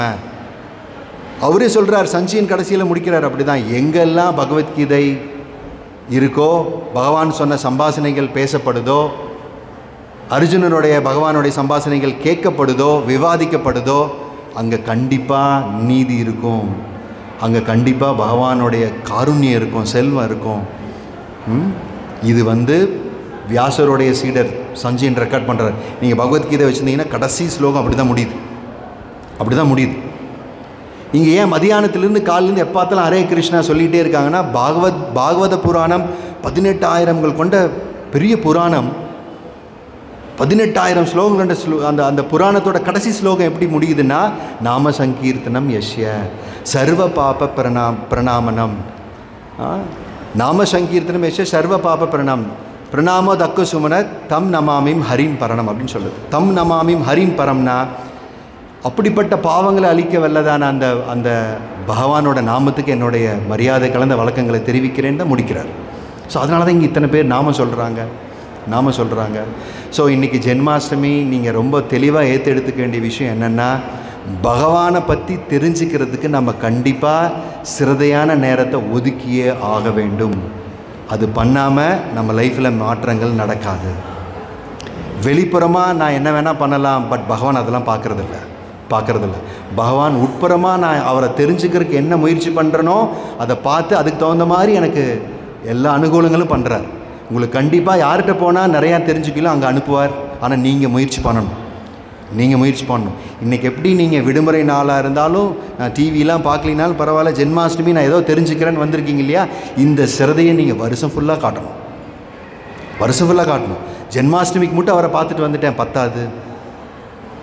உங்கள் பையன் ஸ்கூலுக்கு போகிறான்னு வச்சுக்கோங்க, உங்கள் பொண்ணு பையனோ, அப்போ நான் வாரத்துக்கு ஒரு நாள் மட்டும் ஸ்கூலுக்கு போகிறேனே அப்படின்னு சொன்னால் நீங்கள் விடுவீங்களா என்ன? டெய்லியும் போ, சொன்ன பேச்சை கேளு, வாதியார் சொல்கிறதெல்லாம் கேட்டு படி, சிரத்தையாக நீ எல்லா பாடத்தையும் உட்காந்து படி அப்படின்னு நம்ம பசங்களுக்கு சொல்கிறோமே. வாழ்க்கைங்கிற பாடத்துக்கு நம்ம என்ன முயற்சி பண்ணுறோம்? பகவத்கீதை தான் அந்த புத்தகம், பகவான் தான் அதனுடைய ஆசிரியர். அவர் சொல்கிறத நான் டெய்லியும் சிரத்தையாக கேட்டால் தான், எப்படி ஸ்கூலில் அதை சிரத்தையாக பண்ணுற ஒரு நல்ல மாணவனாகவும் ஒரு அறிவாளி மாணவனாகவும் வரானோ, அதே மாதிரி பகவான் சொன்னதை நான் டெய்லியும் சிரத்தையாக கேட்கும்போது நான் நல்ல ஒரு மனிதனாகவும் நல்ல ஒரு பக்தனாக வர முடியும். ஸ்ரீ ஸ்ரீ ராதா ராஷபிகாரி கி ஜெய், கௌரவனிதாய் கி ஜெய். ஹரே கிருஷ்ணா. ஓம் தத் சத். சில விஷயங்கள் பார்த்துருக்கோம் இதில். இது ரொம்ப ஒரு அற்புதமான ஸ்லோகம். வீட்டில் போய் இதை நிறைய பேர் மனப்பாடம் பண்ணி கூட பகவான் முன்னாடி பாடுவாங்க இந்த ஸ்லோகத்தை. 8.9. ஏதாவது கேள்வி இருக்குங்களா? நம்மளுக்கு இன்னும் 4 நிமிடங்கள் இருக்குது. ஏதாவது கேள்வி இருக்கா? பொதுவாக ஏதாவது கேள்வி இருக்கா?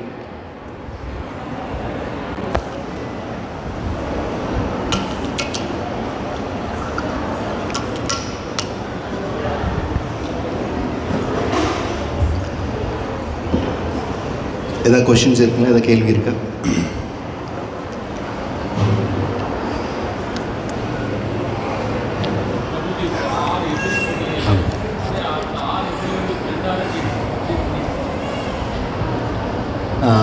காம குரோத லோப மோக மத ஆச்சரிய அது எதிரின்னு சொல்லிட்டாங்க அப்படின்னா அந்த எதிரிலேருந்து நான் விட்டு ஒடியாந்துடணும். மனசை கிருஷ்ணர் நண்பனு இருக்கலாம், எதிரியாகவும் இருக்கலாம்னு சொல்கிறார். ஆன்மீகப்படி பகவத்கீதைப்படி பயிற்றுவிக்கப்பட்ட மனம் நண்பனாக இருக்கலாம், பயிற்றுவிக்கப்படாத மனம் எதிரி. ஆனால் அந்த 6மே நம்மளுக்கு தேவையில்லாதது. தேவையில்லாத ஆசை நம்மளுக்கு தேவையில்லை, தேவையில்லாத கோபம் நம்மளுக்கு தேவையில்லை, குரோதம் நம்மளுக்கு தேவையில்லை, மதம் துவேஷம் தேவையில்லை. அதை விட்டு தான் ஒழிக்கணும். ஆனால் நம்மளுக்குள்ள நிறைய இருக்கும், பல ஜென்மங்களாக இருக்குது. அதை நான் முயற்சி பண்ணால் மட்டும் போகாது. உண்மையாலுமே கடவுள்கிட்ட பிரார்த்தனை பண்ணும்போது அதையும் சேர்த்து சொல்லலாம். எனக்கு இது மாதிரி பிரச்சனைகள்லாம் இருக்குது, எனக்கு அதிகமாக கோபம் வருது, எனக்கு அதிகமாக மோகம் இருக்குது, மயக்கம் இருக்குது, எனக்கு குரோதங்கள்லாம் இருக்குது, இவ்வளோ மோசமாக நான் இருக்கேன். ஓ பகவானே, உங்கள் கருணையை காட்டுங்க. என்னுடைய இருதயத்தில் இவ்வளோ பிரச்சனை இருக்குது, உங்கள் நாமத்தை என்னால் சொல்ல முடியல, எனக்கு கருணை காட்டுங்க. இதெல்லாம் எங்கிட்டேருந்து போகணும்னு வேண்டும் போது மாற்றங்கள் நடக்கும். அது எதிரின்னு தெளிவாக சொல்லிட்டாங்க. அந்த எதிரி போய் நீங்கள் நண்பனாக்க வேண்டாம். அது எதிரி தான், 100% எதிரி தான். இப்போ 9:15 பகவானுக்கான அபிஷேகம் இருக்குது. தயவுசெய்து எல்லோரும் பொறுமையாக வெயிட் பண்ணுங்கள். மறுபடியும் அபிஷேகம் முடிஞ்சதுக்கப்புறம் ஒரு சிறப்பு பகவத்கீதை உபன்யாசம் இருக்குது. ஏன்னா பகவானுக்கு அலங்காரம் பண்ணி பகவான் ஸ்ரீகிருஷ்ணர் 12 மணிக்கு தான் அவதாரம் பண்ணுறதுனால 12 மணிக்கு தான் நம்ம பெரிய ஆரத்தியெல்லாம் பார்த்துட்டு போய் நம்ம விரதம் முடிப்போம். நாளைக்கு ஸ்ரீல பிரபுபாதருடைய தோன்றிய தினம், ஸ்ரீல வியாச பூஜை தினம். நாளை மத்தியானம் வரைக்கும் இங்கே ப்ரோக்ராம்ஸ் இருக்குது, இங்கே நிகழ்ச்சிகள் இருக்குது. அதனால் தயவுசெய்து நாளைக்கு நிகழ்ச்சியில் நீங்கள் தயவுசெய்து மறக்காமல் கலந்துக்கணும். ஹரே கிருஷ்ணன். பிரபுஜி எல்லாமே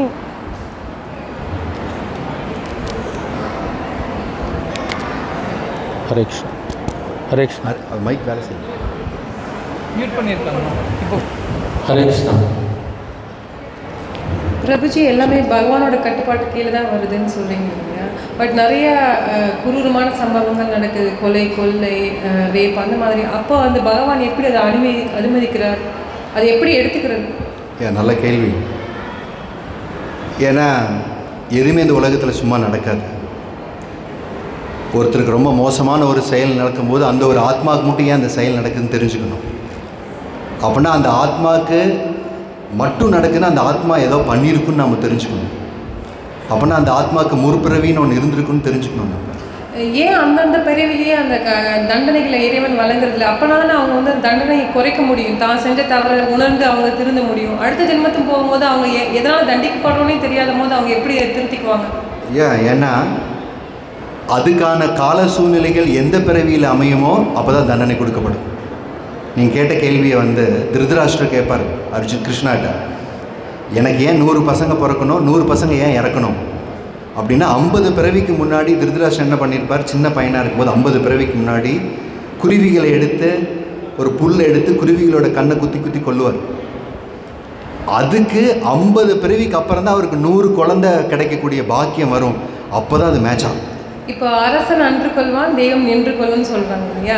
இப்போ வந்து அரசனும் அன்றே கொள்வதில்லை, தெய்வமும் நின்று தான் கொள்ளுனா ரொம்ப ஜஸ்டிஸ்லாம் ரொம்ப டிலேட் ஆகுது. நிறைய விஷயங்கள் வந்து ஏற்றுக்க முடியுது இல்லைங்க? உங்கள் கோபம் நியாயமானது தான், நான் இல்லைன்னு சொல்ல. எனக்குமே அந்த கோபம் இருக்குது. பட் பகவத்கீதை படிக்கும்போது புரியுது, அவங்களுக்கு கிடைக்கக்கூடிய தண்டனை எனக்கு தெரியாமல் கூட போயிடலாம். மிக மோசமான தண்டனை கிடைக்கும். இன்னொன்று அது அந்த பிறவிலையும் கிடைக்கலாம், தள்ளியும் கிடைக்கலாம். அந்த காலத்தில் நீதிங்கிறது ஒரு எல்லாருக்கும் பொதுவாக வைக்கும் பொழுது அது பார்க்கும் பொழுது தவறு செய்கிறவனுக்கு பயம் வரும், இந்த மாதிரி தவறு இனி செய்யக்கூடாது அப்படின்னு. அப்போனா அது உடனே கிடைச்சா தானே நியாயமாக இருக்கும். கண்டிப்பாக. ஆனால் எப்போ கடவுள் கொடுத்த சட்டங்கள் எனக்கு வேண்டாம், என்னோட சட்டங்கள்னாலேயே நான் உலகத்தை சரி பண்ணுவேன்னு ஒரு சிஸ்டம் மாறும்போது நீங்கள் சொன்னக்கூடிய எல்லாமே தள்ளி போகுது. கடவுள் கொடுத்த சட்டப்படி, மனு சம்ஹிதைப்படி நீங்கள் சொல்கிற விஷயங்கள் எல்லாமே உடனுடனே தண்டனைகள் கொடுக்கப்படும். ஏன்னா கண்ணுக்கு கண், பல்லுக்கு பல்லு சொல்லப்பட்டிருக்கு. அதெல்லாம் நம்ம மாற்றிட்டோமே. கடவுள் கொடுத்த விஷயங்கள் வேண்டாம், என்னோட அறிவை யூஸ் பண்ணி என்னோட சட்டத்திட்டங்கள் உள்ளே கொண்டாடும்போது இத்தனை பிரச்சனைகள் வருது. இந்த உலகமே கடவுள் சொல்கிறபடி கேட்காம மாறி போகிறாங்கிறது இவ்வளோ பிரச்சனைகள் வருது. பட் நீங்கள் சொல்கிறபடி அதை அப்படியே எடுத்துகிட்டா தண்டனைகள் ரொம்ப தீவிரமானது கண்டிப்பாக இருக்குது. பட் ஆனாலும் தப்பு செய்கிறவங்க யாரும் தப்பிக்க முடியாது. நம்ம போலீஸுக்கிட்ட இருந்தோ சிசிடிவிட்டு இருந்தோ தப்பிக்கலாம். பகவானுடைய கடுமையான இயற்கையான சட்டங்கள்லேருந்து யாரும் தப்பிக்க முடியாது. பட் நான் சிஸ்டத்தை கொலாப்ஸ் பண்ணங்காட்டி தண்டனை தள்ளி போகிற மாதிரி தெரியலாம், ஆனால் கண்டிப்பாக தண்டிக்கப்படுவாங்க. யாரும் தப்பிக்க முடியாது. தண்டனை கண்டிப்பாக கிடைக்கும், 100% கிடைக்கும், நிச்சயமாக கிடைக்கும். இல்லைன்னா உலகம் வேறு மாதிரி போயிடும். நான் கடவுள் வேண்டான்னு ஏன் சௌரியப்படி சட்டத்திட்டங்கள் உருவாக்குறதுனால இத்தனை பிரச்சனை. ஏன் இவ்வளோ ப்ராப்ளம்? நீங்கள் சொல்கிற விஷயங்கள் ஏன் இத்தனை நடக்குதுன்னா கடவுள் வேண்டான்னு சொல்லக்கூடிய சமுதாயத்தில் இருக்கணும் பொதுவாக. இல்லைன்னா கடவுள் சொன்னது அப்படியே ஏற்று எடுத்துக்காத ஒரு சமுதாயத்தில் இருக்கிறதுனால இத்தனை பிரச்சனைகள் வருது. நன்றி பிரபு. ஹரே கிருஷ்ணா. ஹரே கிருஷ்ணா. கிரந்தராஜ் ஸ்ரீமத் பகவத் கீதா கி ஜெய், ஸ்ரீல பிரபுபாத் கி ஜெய். ஓம் தத் சத்.